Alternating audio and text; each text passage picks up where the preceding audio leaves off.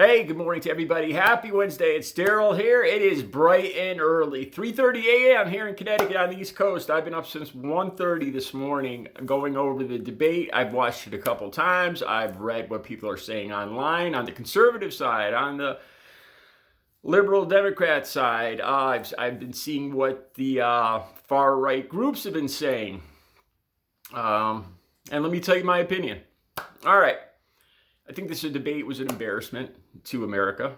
I think all the predictions for this debate came true.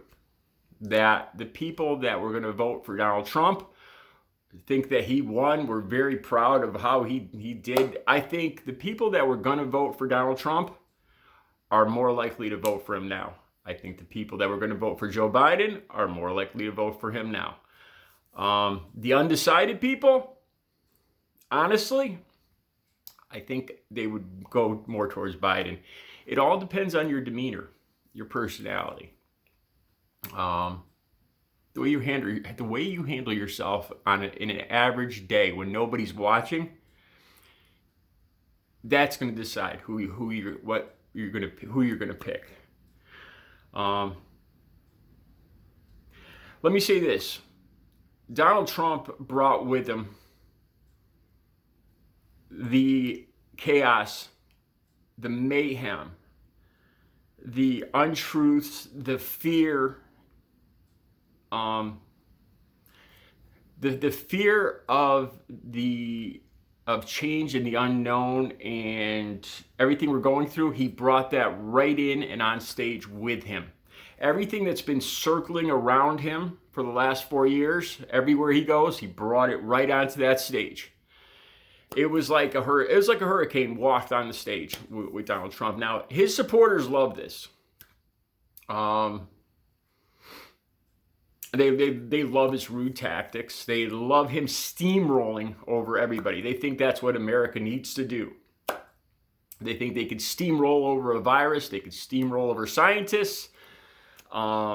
Over the facts, over climate change. As long as Donald Trump is out there just pushing his vision, his hallucination of reality, then everything's going to be fine.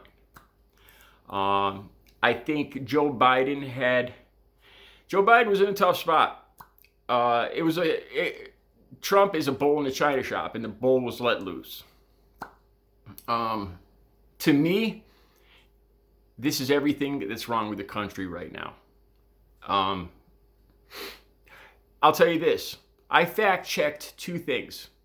I just picked two things that stuck to me, that sounded wrong to me, and I fact-checked them. Just two things, and both of them were flat-out lies by Donald Trump. He talked about the sheriff of Portland supporting him, calling him up and saying that I support you. That's a flat-out lie. After the debate, the sheriff of the county that Portland is in got on Twitter. His name is, I think it's Jim Reese, Sheriff Jim Reese, and said, I do not and I never would vote. I do not support Donald Trump, and I would never vote for him. In a tweet right after the debate. So that was a flat-out lie. Flat out lie. This is the only sheriff that covers Portland, and Trump said that. So that was a lie. I honestly think it was nothing but lies. I think when you're dealing with a bully, a hurricane of lying, misinformation, scare tactics, I don't know how Joe Biden could respond to this. You can't stand back and just let him steamroll and lie to everybody. You have to try to jump in. So I think Biden had to lower himself at some points and cut off Chris Wallace and cut off Trump and get rude himself and get down in the dirt a little bit. Otherwise, it would be nothing but Trump lying on stage all night and blaming everybody and anything but himself. All right, the other thing I looked up, this is very important. Joe Biden brought up healthcare and the fact that Donald Trump has not done anything That was his number one promise. I'm going to get in there. And even though I am not, I think Obamacare is one of the best things for America. People are angry because they had to pay more for insurance, but it's going down now. And not going down, but it's leveling out. And more people have insurance. People seem to think that forcing people to get insurance is a bad thing. Look, you drive a car, you have to have car insurance. Who do you think is going to pay for the people that don't have insurance? You know, these people are going to walk in the emergency. I know, because I was one of those people for 20 years. I was an addict. I didn't have insurance. I didn't pay for insurance. I would go, if I had a toothache, if I had a headache, a flu, I'd go to the emergency room. Who do you think pays for that? Not me. You guys. It comes out of your pocket.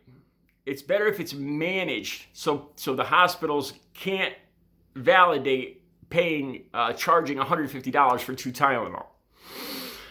All right, Trump.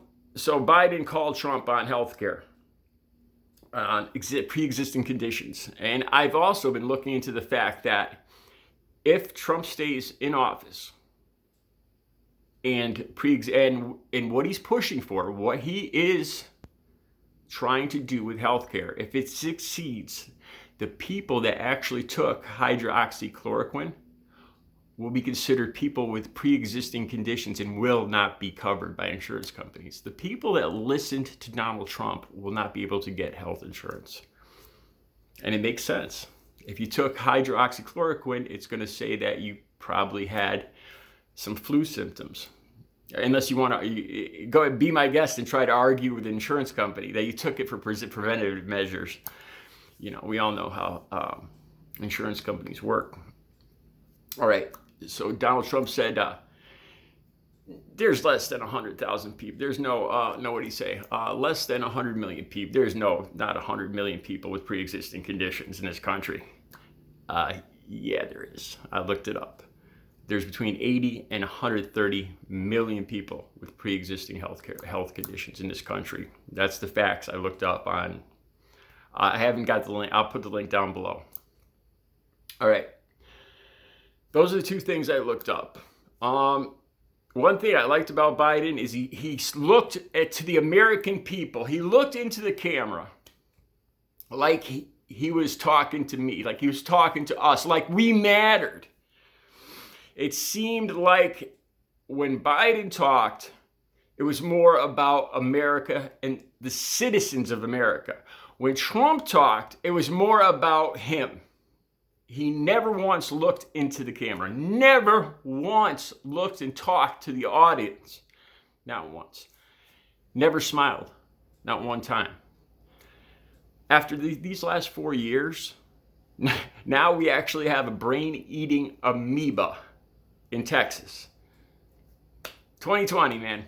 After these last 4 years, I cannot take another 4 years of this chaotic, steamrolling denial, insanity. I cannot take it. I will open a vein. I'm kidding when I say that. I think Trump's that storm of just angry ignorance, that I'm right, I'm always right, you're always wrong. He brought that right on stage. I think that's what's been in the White House. I think what we saw on stage is what's been in that White House, the way he handles everybody. And I think the people in the White House don't cut him off. He gets and does whatever he wants. He does not listen to any other opinions. Remember when Trump got elected, all the people that were going to vote for him said, well, it doesn't matter that he doesn't have experience with the military or foreign relations. He'll listen to his generals. His generals will tell him what to do. How's that worked out for us?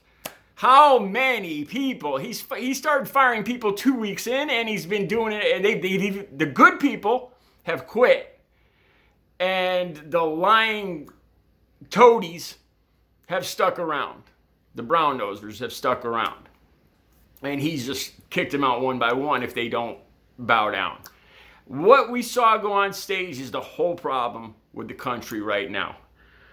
I did not like how Donald Trump talked about Biden Hunter. Biden Hunter wasn't kicked out of the military. I do not like the way he talked about Hunter Biden. I think it was it was uncalled for. You didn't see Biden bring up Trump's kids. Oh, one more thing. This is a big one. When Trump was asked to shut down, to disavow, I forgot the word they used, white supremacists. That probably just lost my monetization right there. He talked about the right-wing group in particular. This is what I found interesting. Now, one of two things happened. He was specifically asked over and over again, will you say this? He didn't have to, of course. He didn't have to. But he said, what do you want me to say? I'll say it. And instead of saying, he brought up a group that nobody had brought up. And he said, stand back, stand by. That is not what Chris Wallace was asking. That's not what Joe Biden was asking. Stand back, stand by. And now, all over the internet, that right-wing group is proudly using that as their motto. Stand by, P-boys. They love it. They love it. Stand by. We're ready. We're ready when you want us, Trump. Now, okay, one of two things happened. Either Trump is too much in a fog and haze and didn't even hear or understand what they were asking him to do, to disavow the groups, to ask them to stand down. Military term, stand down, back off, stand down. Trump did not say that. Did not say that. So either A, he didn't understand the question, he was too much in a fog and didn't know what was going on. This is what he was accusing Biden of. So either it was that, and he didn't even know what he was being asked to say, or he purposely avoided asking white supremacists and this right-wing group to stand down. I think it was a little both. I think it was the latter. I think he purposely sidestepped the question, and the camera went over to Biden, and you see Biden knew he was going to do that. He changed the subject. He says, what do you want me to say? I'll say it. And he didn't say it. He said something pretty much opposite. Stand by. Stand by means wait a second and there'll be further action. Stand down means quit. Two totally different things. Completely different things. They share one word, but they're totally different things. Now, either Trump did this on purpose or he didn't know what he was being asked. He wasn't listening. I don't think he was listening at all. I think he steamrolled. He got up there, he knew what he was going to say, and he just steamrolled. He didn't talk to the American people. You know what? Why don't we just, Trump supporters, why don't we just have them fist fight? Because that's basically what it was. Why don't we, if we're going to de-evolve into this kind of world, it was embarrassing. It was an embarrassment. Why don't we just have them fist fight on stage? Hey, why don't we just have a fight to the death? We might as well. We're de-evolving here. Trump supporters, they love it. They think this is great for America. Get back out there, and just ignore everything. And what Donald Trump says is gold. I think Donald Trump could have come out there dressed in a clown outfit with a red nose and just babbled nonsense for 2 hours, and Trump supporters would have gone, yeah, actually he won. They would have supported absolutely anything he did, and that's what they did. I think it solidified his base. All right, those are my thoughts. Overall, the undecided voters, who are the most important, the 3% or so that are undecided, about 45 to 48% think Biden did better, more or less. More people thought more of Biden, and more people thought less of Trump after this debate. That's what unbiased, not a poll from CNN, not a poll from Fox News. Oh, one more thing. Fox News comes on, of course, and they just love it. They love it. You know, he went in there and he steamrolled the Biden and now before this debate, their goal was to make Biden look confused. And dealing with this lying whirlwind of nonsense, I don't know how anybody could look sane. I mean, you know, it's like trying to look unflapped in a hurricane. You know, and Fox News loves it. The Trump supporters love it. I think what's exactly wrong with the country right now. I cannot take 4 more years of hurricane nonsense, firing, lying, cheating, bullying. That's my opinion. All right, I've overrun my time. You guys have a good Wednesday.